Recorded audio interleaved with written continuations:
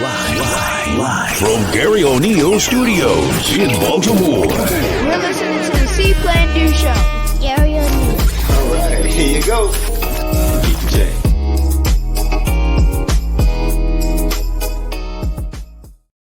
What's up, everybody? What's up? Happy Pod Day! Yeah. What's up, everybody? What's up? Welcome to the See.Plan.Do show with me, professional mindset coach, business coach, consultant, whatever you need me to do in any moment. Mr. Garry O'Neal Jr. And guess what? Episode 148. I am definitely, I'm still riding the wave of turning 45. And again, if I haven't said so to you already, thank you everybody for your wishes, for your gifts, for your thoughts, sharing all these wonderful things for me. And I really appreciate that. So I want to get into this episode 148. So let's talk about what's on the menu today. I want to go over, I know it's old. I didn't get a chance to do it. And I want to make sure that I present and make sure that I'm consistent. So I'm always going to make, I've already got a really solid routine on making sure I post. So if you're like, hey, Garry, what happened in the last episode? I apologize. I'll get caught up and get busy, but I want to make sure I provide you amazing content, consistent content. So that way I love what I do. So I want to make sure that I provide this content for you. So I do want to review quickly the Tank fight. I know it's been a week, but I do want to review it really quickly, as well as something new. LeBron confronting journalist Stephen A. Smith, and the entree for today, how to boycott effectively. So when someone says, hey, we're going to boycott, no one says boycott for what?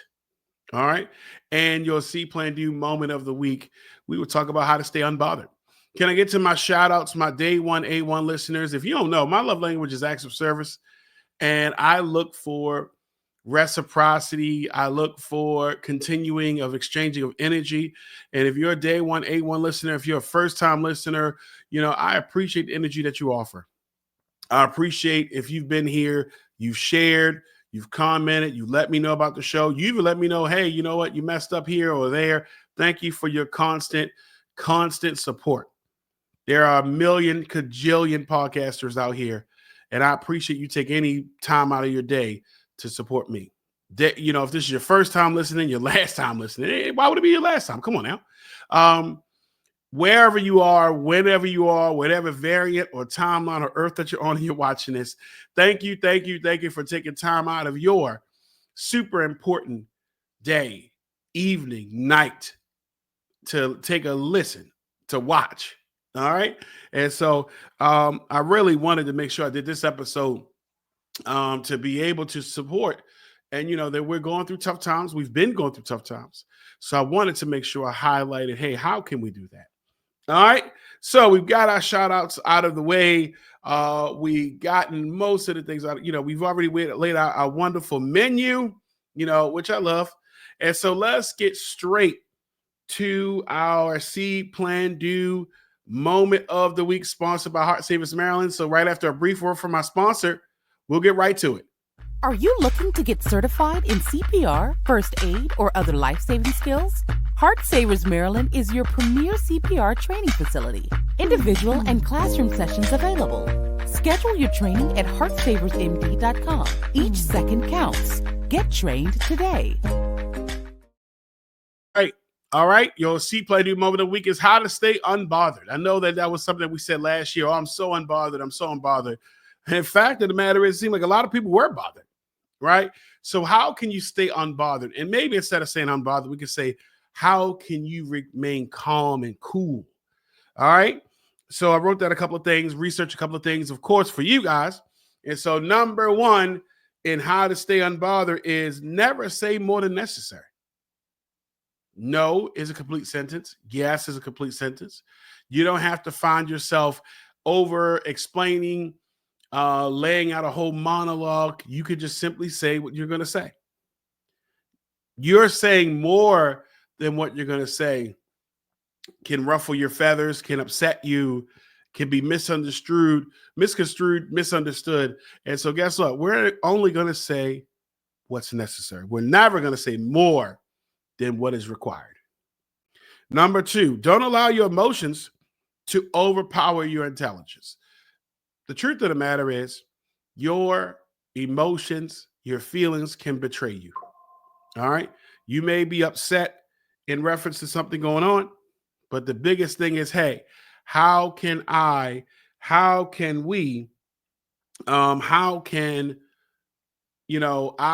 manage to understand that I'm feeling emotional, but simply still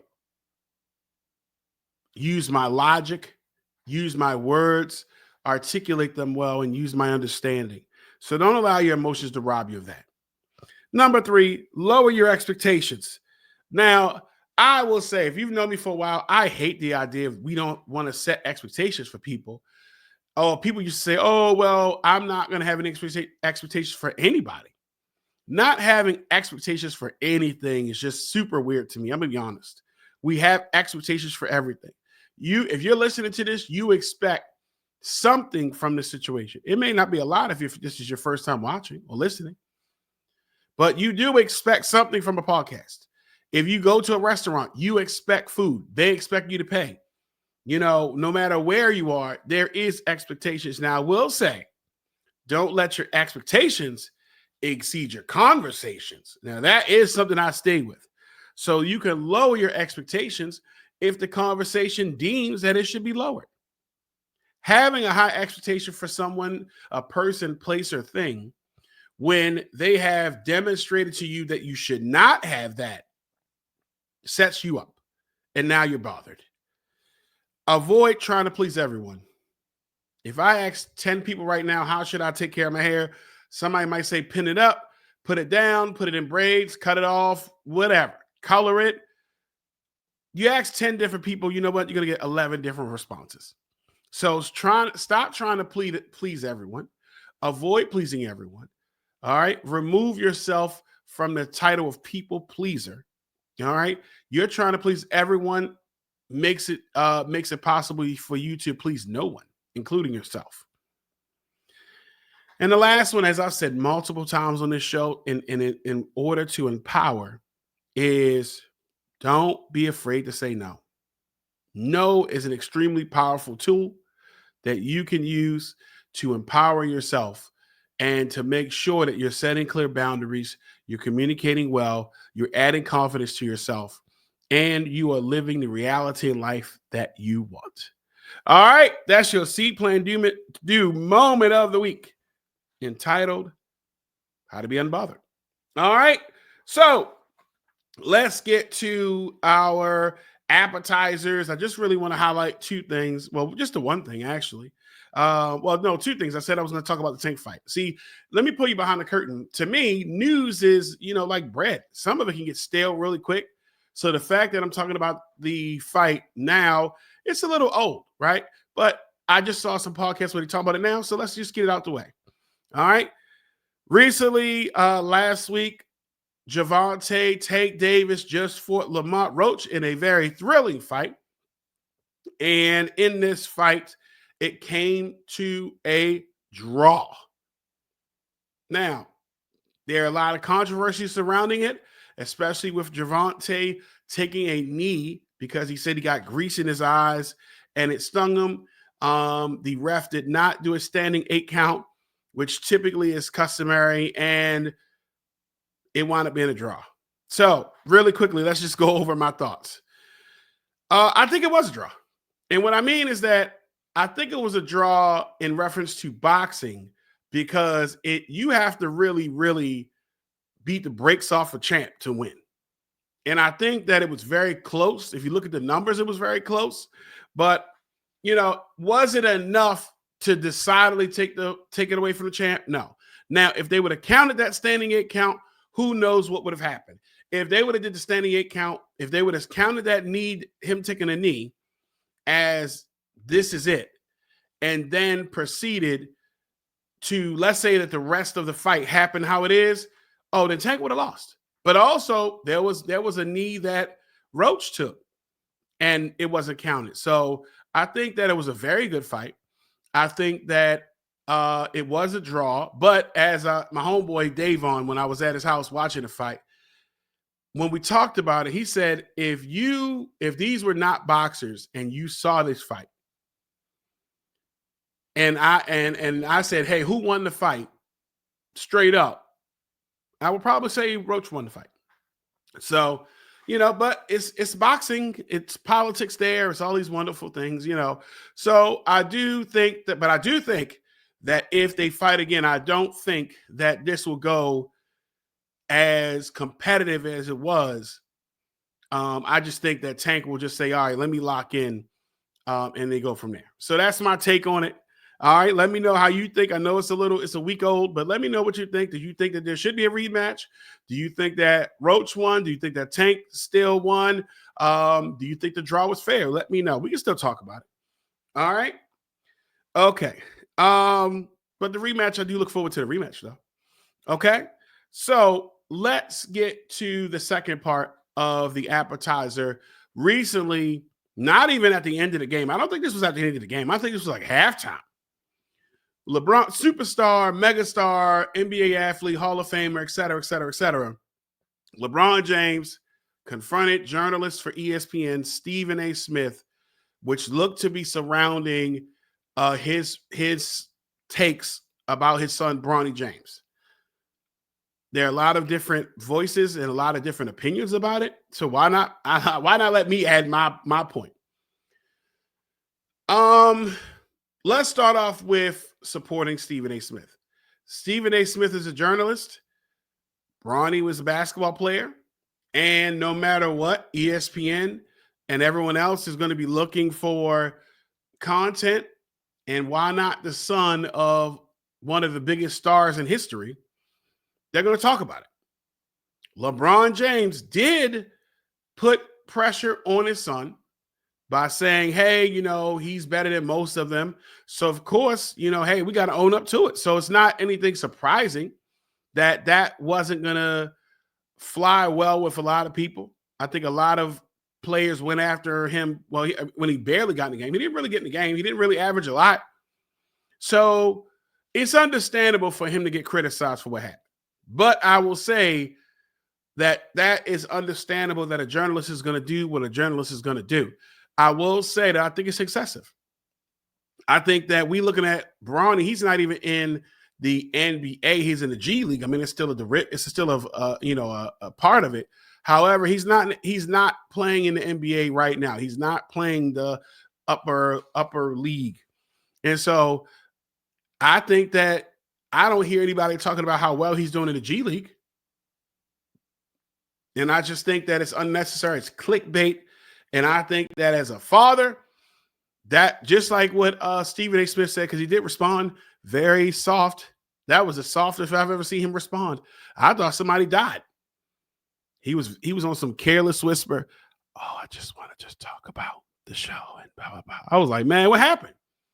So I think that if it's me and it's my son or daughter, I'm doing the same thing. We all understand that, hey, I'm pretty sure they understand that in the in social media, in the news, it's going to happen. However, hey, the man said something about his son, continue to say something. I'm pretty sure if he could, people are like, well, what about the other people? See, I'm over the whatever. What about? Now, he was right there, so he said something to him. And if he wanted to see somebody else, he could say something to somebody else. But I side with LeBron in this, but I do understand that Stephen A. Smith has a job to do. And it's not just him. It's ESPN. It's all of the media outlets. So, hey, it is what it is. The father said something about it, and we go from there. All right. So, I think I'm glad that it was peaceful. It wasn't any fighting, because I hate to see Stephen A. Smith go against 6'8", 260-pound LeBron James and get pile drived in the middle or power bombed in the middle of the floor. That would have been crazy. But hey, the man spoke to the man as a father, and I think that should be the end of it. He's not the first time that this is not the first time an athlete spoke to a journalist. This ain't gonna be the last. It is a lot of it nowadays is not even like journalism for real. A lot of it is just, really people just saying really crass and hot takes and being disrespectful. So it's understandable that this stuff gets back to people and we go from there.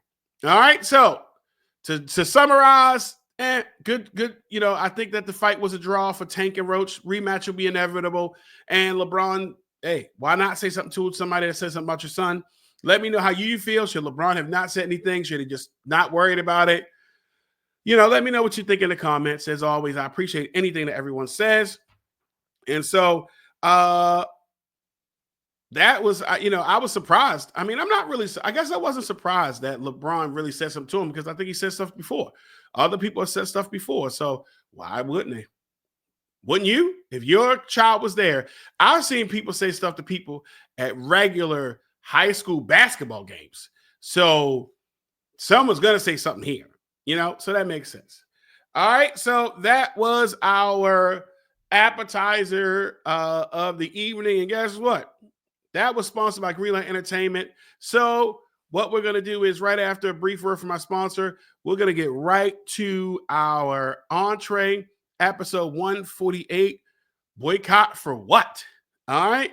Right back at you. Having a wedding, birthday party, or other social or corporate event, contact Greenlight Entertainment today. With our experienced DJs, quality sound, and professional service, we look to make your event the event. Check us out on the web at www.greenlightentertain.com. With Greenlight Entertainment, you have the green light.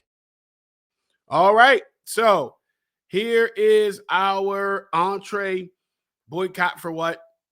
Episode 148 is amazing. I'm ready to come up on 150 episodes. Wow. All right. So let me get through to it. So, of course, there's been a lot of talk about boycotting, and there is, a lot of people calling for boycotts, right? Now, I am all for supporting my people. I am. I promise you I'm for supporting my people. I'm down for whatever we are going to do. I will say that if you really think that the last 5 years where there has been racial tension, there has been a lot of things happening, we call for boycotting and it's not successful. It simply hasn't. Even now, I just saw on TikTok yesterday, a woman going around to people and saying, hey, that's going to Target. Hey, aren't you boycotting? Aren't you going to boycott? And people are like, oh, okay, I guess you're right. All right. And it's not their fault. It is systematically, we're having a problem. All right. We have a problem with banding together and grouping together. So what I wanted to do is, in my opinion, what do we need to do to maximize our voices, maximize our money, and be able to effectively boycott? Like I said, I'm all for it. I'm all for boycott. We're boycotting the right way. I'm down. I'll be the first one. All right. But I'm not for random acts of, hey, we're going to do this. We're going here, and only 3 people know about it. It's not going to work, man. So in order to avoid someone saying, hey, we boycotting, and someone saying, boycott for what? Let's go over it. I got 5 things that we got to do. Number 1, we got to have a clear goddamn direction. What is the play here? Why are we doing this? What are we doing? Too many times, people didn't even know what DEI stood for. Let's be honest. People didn't know what it stood for, right? They didn't know why we shouldn't go to Target or Walmart or why we shouldn't buy certain things. We need to know why we are doing this. And that means that we need to inform people of what's going on. So we got to have a clear direction, guys. All right. Number 2, we got to have a leader. All right. Don't get me wrong. We have all these things, but hey, NAACP, where the hell are y'all at? Like, let's be for real. They should be the ones. The NAACP should really, really be the ones that's like really the figureheads that we should be looking to. They should be the ones that's out here and letting us know what's up. The president of NAACP, whoever we're supposed to be talking to, like, where are they? And before some people say, well, they're doing the work. Nah, man. NAACP has different chapters across the world. Guess what? If the national one, I would, and I got to do my research. If the national one, the national chapter says, yo, we boycotting people that do this, then that should be funneled out through all the different chapters. And we should be getting that information from these people, not your aunt or not your cousin who put together a whole list of things, not a group chat. And we could be able to do it, but we don't have any leaders. We don't have any people saying, yo, we're doing this. We don't got everybody's just doing a whole different thing. So we got to have a leader. Like NAACP, like, what's up? Okay? Number 3, we have to have alternative resources. Like, listen, we can't tell people to boycott and not buy things from stores that are only in their area and just say that that's it. If a parent right now needs diapers or wipes, where do you suppose they go? So we should have alternative resources, and they just can't be online. We got to really start setting up some places, some makeshift places. They have to be brick and mortars, but guess what? Even if somebody has a warehouse or something, we got to start having places that we can drive to. Where can I drive to right now? In Baltimore, I remember there was a Black-owned business called Apples and Oranges, and I really liked that grocery store. It was a small grocery store. I bought stuff from it. Now it's gone. You know why? Because I only remember me being the only damn person in there every time I went in there. Also, so we need to have alternative physical resources to be able to go to.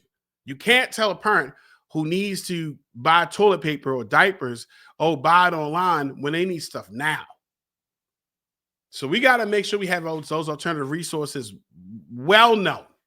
Also, my fellow entrepreneurs, a lot of times we want to get with the mainstream of people. And we want to get with the mainstream. We want to assimilate to the majority. And that means at times we see price gouging and stuff like that. If you are a Black-owned business, now is not the time to freaking gouge. No, it should be no time. But now is not the time to take advantage of people. As a business owner, I know things come at cost. And I know that you have to make a living. I have to make a living. So we have to charge people. But you can, come on now. You can't say, oh yeah, this bamboo roll of toilet paper is now $3,600. Like, get the hell out of here. We cannot, we need you. Business owners, we need you. We need your support. Now is not the time. If we're going to have capital, we live in a capitalist society. If everyone's going to do it, then that's okay. I understand. But come on now, we need to stick together. We have to band together. Okay? So that was number 3, alternative resources. Number 4, we need full-on commitment. Full-on commitment from everybody on board. The Montgomery boycott lasted 381 days. Think about if we wanted to boycott now, how many more additional resources we have. We would never have to take the bus. But you know what would happen? People focus on themselves. It's bigger than Nino Brown. We have to be able to support. We have to have full-on commitment. And let's get rid of this, oh, hey, we're going to boycott on Friday. But Saturday, we back at it. Get the hell out of here, man. That doesn't make sense. If 381 days it took them. So if you say we're not going to boycott on Friday, but then I'm going to buy double products on Saturday, what was the point? It's no point. It doesn't make sense. We got to boycott the right way. All right, we need full-on commitment. Everybody on board. We have to stretch our resources. We have to work together. You know, we have to do that the right way. We have too many things nowadays that would allow us to really crush a company financially. But we'll crush them if it's like, hey, if we don't like what they said, if Keith Lee can tell people this is a really great place to go, and we flood that place. We flood the place. But if somebody say, hey, man, this company is racist. Oh, never happened to me. Get the fuck. You know what? All right. Full on commitment. And number 5 is we have to let it trickle down. And what I mean by trickle down is we have to understand who's at play here. Who has created these things? If we're looking at everything can't be the president, right? You have to think about who, if you was to do like, remember Kill Bill? Remember how she had a whole laundry list of people she was going after? We got to do that. We can't just say, oh, it was the president and that was it. No, it might be the mayor. It might be your representatives in your area. Find out what their stances are. Ask them. How do they feel about DEI? You know, what are their thoughts? Lock in on what they're doing, because we think that we don't have to look at things locally, and the local representatives affect us. They represent us. And if we're just picking people just to pick people, and the next thing you know, they get in office and they're not representing us, they get to support whatever wild stuff is happening. So to recap, number 1, we got to have clear direction. We got to know what we're doing. Number 2 is we got to have a leader that we are taking direction from. We got to have alternate resources, physical alternate resources. We have to have full-on commitment. And number 5, we got to let it trickle down. Wherever we're pointing at, who's in charge, who was a problem, don't let it just be the top person. Let's funnel it down to the bottom person. Okay? Because I don't want we have another incident and someone says, boycott, boycott, boycott. We're getting a group text. Hey, y'all, boycott. And then someone says, boycott for what? All right, that's the end of this episode. I thank you for taking time out of your day. If this is an episode that you feel was important, that other people should hear, please like, share, and subscribe. All right, you'll get an episode each and every week, hot, fresh, and ready to go. Sometimes I might even drop 2. All right. Thank you for being the most important part of this relationship. All right. Thank you. Thank you. Thank you. Also, in addition to thanking you, you can always check out the newsletter I drop called Something to Offer. You can sign up. You can look at the comments. You can look in the thread for it. All right. I'll leave a link at the link. I'll leave a link below. All right. And as I wrap this up, I just want to say thank you again. All right. I always leave with my same phrase, my same mantra, and it always just makes me feel good because it's real. So until we see each other again, sometimes we may not see each other. There are people that are passing away at staggering levels. But if we all are able to see each other again, until we see each other again, until we're able to talk again, and until we share those special moments that we can band together again. Guys, always remember, see what you want to do, plan it out, and finally, once we work together, once we make it happen, let's just do it. All right, stay encouraged. Your life coach loves you. Same life coaching time, same life coaching channel. See ya.